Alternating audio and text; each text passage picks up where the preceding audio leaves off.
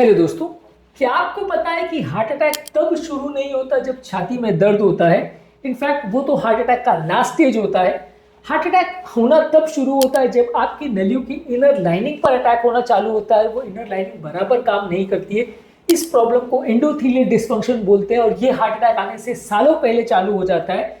यदि हम इसको टाइम पर डिटेक्ट कर सके और इसके साइंस और सिम्टम्स को पकड़ सके तो हम हार्ट अटैक के आने को कई साल पहले प्रिडिक्ट कर सकते हैं और उसके आने के रिस्क को प्रेडिक्ट करके हम उसके आने को रोक सकते हैं। आज हम जानेंगे कौन कौन से ऐसे साइन और सिम्टम्स है जो एंडोथेलियल डिस्फंक्शन यानी नलियों की इनर लाइनिंग का डैमेज होने की प्रक्रिया को पहले पकड़ सकते हैं।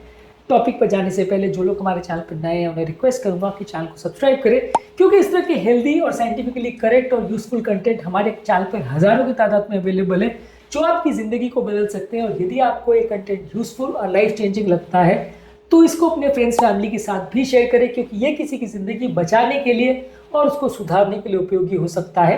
टॉपिक के दौरान कुछ इंटरेस्टिंग साइंटिफिक फैक्ट्स, कुछ प्रैक्टिकल यूटिलिटी की बातें, कुछ साइंटिफिक स्टडीज के बारे में आपको बताऊंगा जो आपको ज्ञान भी देंगे और हैरान भी करेंगे। टॉपिक के दौरान हमारा फाइनल एक्सपीरियंस और वर्डिक्ट भी क्या है और हमारी ओपीडी की कुछ इंटरेस्टिंग किस्से कहानियां भी आपको बताऊंगा, इसलिए बने रहिए हमारे साथ एंड तक। अगर किसी व्यक्ति को अगर हाथों और पाँव में मॉर्निंग स्टिफनेस होती है, पाँव में और पाँव के जो काफ एरिया होता है यानी जो पीछे की मसल्स होती है पाँव की, उस एरिया में अगर आपको होता है तो ये इम्पेयर्ड माइक्रो सर्कुलेशन का मैनिफेस्टेशन हो सकता है। और ये रक्त नलियों के डायलेट नहीं होने की वजह से हो सकता है, जिसकी वजह से मसल्स को बराबर ऑक्सीजन नहीं मिलता है और इसकी वजह से मसल में स्टिफनेस होती है। तो ये एंडोथेलियल डिस्फंक्शन का एक अर्ली साइन हो सकता है। इसके अलावा यदि आपको खाना खाने के बाद बहुत ज़्यादा सुस्ती या कमजोरी या अनयूजुअल स्लीपीनेस लगता है खाना खाने के बाद, तो ये भी एंडोथेलियल डिस्फंक्शन का मार्कर हो सकता है। खाना खाने के बाद नलियाँ थोड़ी डायलेट होनी चाहिए और यदि ये डायलेट होने का रिस्पॉन्स नहीं होता है तो ओवरऑल बॉडी में स्लगिशनेस होती है, हार्ट को ज़्यादा काम करना पड़ता है, ब्रेन का ब्लड फ्लो कम होता है और ऐसे केस में भी आपको ज़्यादा कमजोरी और सुस्ती का एहसास होगा। ये भी एंडोथेलियल डिस्फंक्शन का एक अर्ली साइन हो सकता है। जर्नल ऑफ क्लिनिकल एंडोक्राइनोलॉजी में 2005 में एक आर्टिकल पब्लिश हुआ था जिसमें बताया गया था कि इवन नॉर्मल ग्लूकोज भी अगर किसी व्यक्ति को दें तो वो भी एंडोथेलियल नाइट्रिक ऑक्साइड की अवेलेबिलिटी को कई गुना बढ़ा सकता है। यानी कि अगर आप ग्लूकोज का थोड़ा भी लोड देते हैं तो भी बॉडी ये एंडोथेलियम नाइट्रिक ऑक्साइड को ज़्यादा बनाती है, जिससे रक्त नलियाँ डायलेट होती है। और अगर ये नहीं हो रहा है तो आपको खाना खाने के बाद सुस्ती कमजोरी का एहसास होगा। इसके अलावा यदि आपको हाथ पांव ज़्यादा ठंडे होने का एहसास होता है जबकि आपका बीपी नॉर्मल है और आपकी आपका थायराइड का प्रॉब्लम नहीं है, तो ये भी एक एंडोथेलियल डिस्फंक्शन का साइन हो सकता है। यदि आपको सीढ़ी चढ़ने में सांस फूल रही है, यदि आपका ईसीजी को नॉर्मल है, तो ये भी एक एंडोथेलियल डिस्फंक्शन का साइन हो सकता है। इसमें आपकी फिजिकल कैपेसिटी कंपैरेटिवली कम हो जाती है और reduce exercise capacity endothelial dysfunction का एक साइन हो सकता है। अगर आपको फ्रीक्वेंट हेडेक और स्कैल्प टाइटनेस होते हैं और जबकि इसका ब्रेन का कोई बीमारी या कॉज से लेना देना नहीं है, तो ऐसे केस में भी कई बार आपको एंडोथेलियल डिस्फंक्शन का ये भी एक साइन हो सकता है, क्योंकि आपके ब्रेन की रक्त नलियाँ जो हैं वो मोमेंट टू मोमेंट बेसिस पे एंडोथेलियम सिग्नलिंग से रिलेट करती हैं। यदि एंडोथेलियम बराबर काम नहीं करता है तो थोड़े थोड़े आपको हेडेक्स होते रहते हैं। इसके अलावा यदि आपके चेहरे पर अगर चाय कॉफ़ी पीने से या खाना खाने के बाद या इमोशन के बाद चेहरा पूरा लाल हो जाता है, तो ये भी एंडोथेलियल डिस्फंक्शन का साइन हो सकता है। ये सजेस्ट करता है कि आपकी एंडोथेलियम लाइनिंग जो है वो प्रॉपर स्टेबल नहीं है। ओवरऑल एंडोथेलियल डिस्फंक्शन आपके कैफीन के प्रति वैसोमोटर रिस्पॉन्सेस को चेंज कर सकती है, ऐसा भी एक स्टडी ने बताया था। इसके अलावा यदि हाथ पाँव में आपको झुंझुनी का एहसास होता है और बिना कोई नर्व की प्रॉब्लम हुए भी अगर आपको ये पिंस और नीडल्स के सेंसेशन होते हैं, हाथ पाँव में सुनपन और झुंझुनी का एहसास अक्सर आपको देखने को मिलता है, ये भी माइक्रोवैस्कुलर डिस्फंक्शन का एक साइन हो सकता है। और ये भी कई बार न्यूरोपैथी की तरह इस तरह के पेशेंट को ट्रीट किया जाता है, लेकिन ये भी माइक्रोवैस्कुलर डिस्फंक्शन का एक साइन हो सकता है। इसके अलावा यदि आपका हार्ट रेट किसी भी छोटी मोटी एक्टिविटी करने के बाद ज़्यादा बढ़ जाता है, तो ये भी एक इंपॉर्टेंट एंडोथेलियल डिस्फंक्शन का साइन हो सकता है। कार्डियोवैस्कुलर इवेंट्स का एक अर्ली प्रेडिक्टर हो सकता है यदि आपका हार्ट रेट रिस्पॉन्स एक्सरसाइज करने के बाद जितना बढ़ना चाहिए उससे ज़्यादा बढ़ रहा है तो।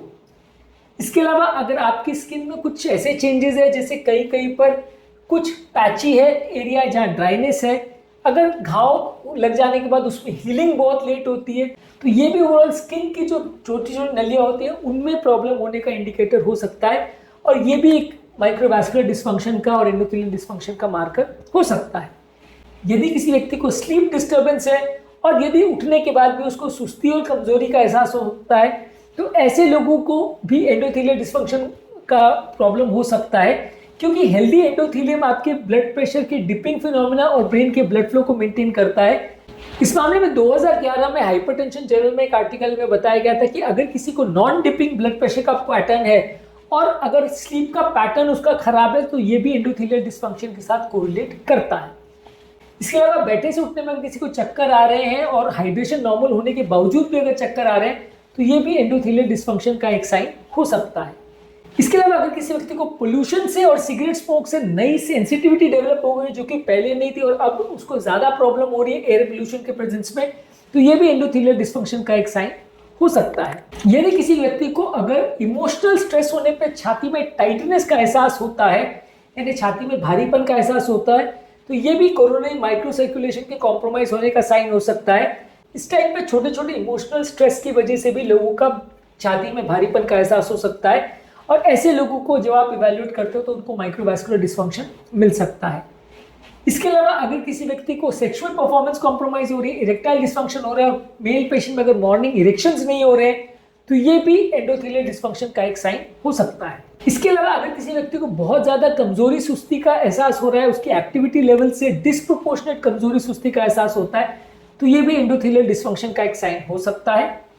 यदि किसी व्यक्ति को मिनिमल एक्सर्शन करने के बाद बहुत ज्यादा पसीना आता है, तो इम्पेयर्ड बॉडी के थर्मो रेगुलेशन सिस्टम को सजेस्ट करता है। ऐसे लोगों में अक्सर पसीना ज्यादा आता है और ऐसे लोगों में भी एंडोथेलियल डिस्फंक्शन हो सकता है। इसके अलावा अगर किसी व्यक्ति को हीट इंटॉलरेंस हो रही है या गर्म एनवायरनमेंट में रखने के लिए डायलेट नहीं हो रही है, बहुत ज्यादा डिस्कम्फर्ट, चिड़चिड़ापन होता है, सरदर्द होता है गर्मी के टाइम पे, तो ये भी एक एंडोथेलियल डिस्फंक्शन का साइन हो सकता है। इसके अलावा अगर किसी को स्ट्रेस करने के बाद या ज्यादा मोबाइल देखने के बाद अगर ब्लरी विजन होता है, तो ये भी एंडोथेलियल डिस्फंक्शन का साइन हो सकता है। यदि किसी व्यक्ति को चेहरे का सूजन और हाथ पांव में सूजन का एहसास होता है नमक वाला खाना खाने के बाद, तो ये भी एंडोथेलियल डिस्फंक्शन का मार्कर हो सकता है। यूजुअली ये स्वेलिंग जो है ज्यादातर चेहरे और उंगलियों पे ज्यादा देखने को मिलता है। यदि किसी व्यक्ति को छाती में कुछ अजीब सा धड़कन का एहसास होता है, तो ये माइक्रोवास्कुलर स्पाज्म की वजह से हो सकता है। बिना पैल्पिटेशन के भी अगर धड़कन बढ़ने कम होने का एहसास होता है, तो ये भी एक एंडोथेलियल डिस्फंक्शन का साइन हो सकता है। इसके अलावा अगर किसी व्यक्ति की पिछले कुछ दिनों में वॉकिंग की अगर स्पीड पहले से कम हुई है, यानी वॉकिंग की कैपेसिटी कम हुई है, तो ये भी एंडोथेलियल डिस्फंक्शन का एक मार्कर हो सकता है। तो ये सारे बहुत सारे साइंस हैं जो अपने आप में सजेस्ट करते हैं कि किसी व्यक्ति को एंडोथेलियल डिस्फंक्शन हो सकता है। इनमें से एक साइन सब में मिले ऐसा जरूरी नहीं है, अलग अलग व्यक्तियों में अलग अलग साइन मिल सकते हैं, इनमें कई लोगों में अलग अलग क्लस्टर्स मिल सकते हैं। अगर इन बहुत सारे साइंस में 2-4 साइन भी आपको मिल रहे हैं जो आपकी बॉडी में है, तो डेफिनेटली आपको आपके एंडोथेलियम की जांच करनी चाहिए और उसको इंप्रूवमेंट करने के लिए कोशिश करनी चाहिए, क्योंकि आजकल काफ़ी डेटा ऐसा कहता है कि ये एंडोथेलियल डिस्फंक्शन हार्ट अटैक और लकवे से कई साल पहले होता है, और यदि हम इसको प्रॉपरली इस पर अगर वर्क करें तो ओवरऑल बहुत सारी तरह की हार्ट अटैक और इस तरह की बीमारियों से हम अपने आप को बचा सकते हैं और इसके रिस्क को कई गुना कम कर सकते हैं। लेकिन इस पर मेहनत करना आपको कई सालों पहले चालू करना पड़ेगा। हार्ट अटैक होने के बाद यदि आप रियलाइज करोगे कि ये प्रॉब्लम हो गई, तो तब बहुत देर हो चुकी होती है और तब कुछ करने से भी बहुत ज़्यादा फायदा नहीं होता है। लेकिन हाँ, यदि आप बहुत साल पहले इस पर अगर काम करोगे और जल्दी इसको डिटेक्ट करोगे, तो ये सारी चीज़ों को रोका जा सकता है और हार्ट अटैक के रिस्क को कई गुना कम किया जा सकता है। उम्मीद करूंगा कि आज के टॉपिक में कुछ नई बातें जानने को मिली होगी। एंडोथेलियल डिस्फंक्शन के बारे में यदि आप जानना चाहते हैं तो इसके संबंधित हमने चैनल पे और भी कई वीडियोस किए, उनको भी जरूर चेकआउट करें।